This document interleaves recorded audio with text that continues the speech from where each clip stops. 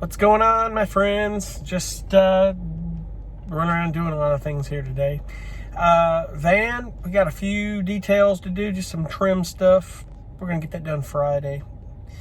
We'll get all that done Friday. I got one door we've got to paint, but this thing is done. And I'm gonna do a tour. What I'm gonna do is probably a few part series on the tour, and then I want to talk about some things in the build process on the van, some things I want to talk about. So the van is looking good. I stayed in it last night for the first time and slept great. It smells like a brand new house inside of it. It's really weird. So I just got some things to get used to and some quirks. It's insulated. That wool is amazing, but I'll know how it handles with the heat and the cool and stuff. But of course, in time, we're looking to get the air conditioning unit in it, which will be that cruise and comfort system. But I'll tell you, that power system, that battery I've got, since I've had that RV, I don't even know what 200 amp hours is like, especially with lithium. And I ran that max air fan for a long time last night. My phone was charging, and I sleep with a CPAP. I mean, I've got a big goofy ass neck of mine here. Thank you to my grandfather I inherited that from.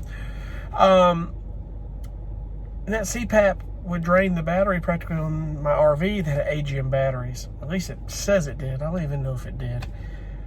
That one place panel drove me crazy. I don't even know what it's telling me half the time. Battery may be fine for all I know. But anyway, didn't even phase that battery. And I've got that Renogy charge controller. So I've got 300 watts of solar coming in. I got battery isolation when the vehicle's running. But the cool thing about that DC to DC, I'm going to talk about that, each component individually, which I think kind of my take on a review on it, is that Renogy's dual charger there. It's an MPPT controller and that battery isolation controller. You can use it for battery isolation or a battery charger. It's a dual charger.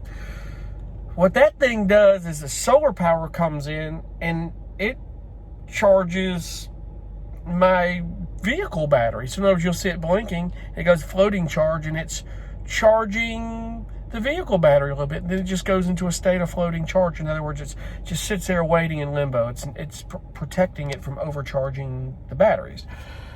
It's just like going back and forth. It's so freaking cool.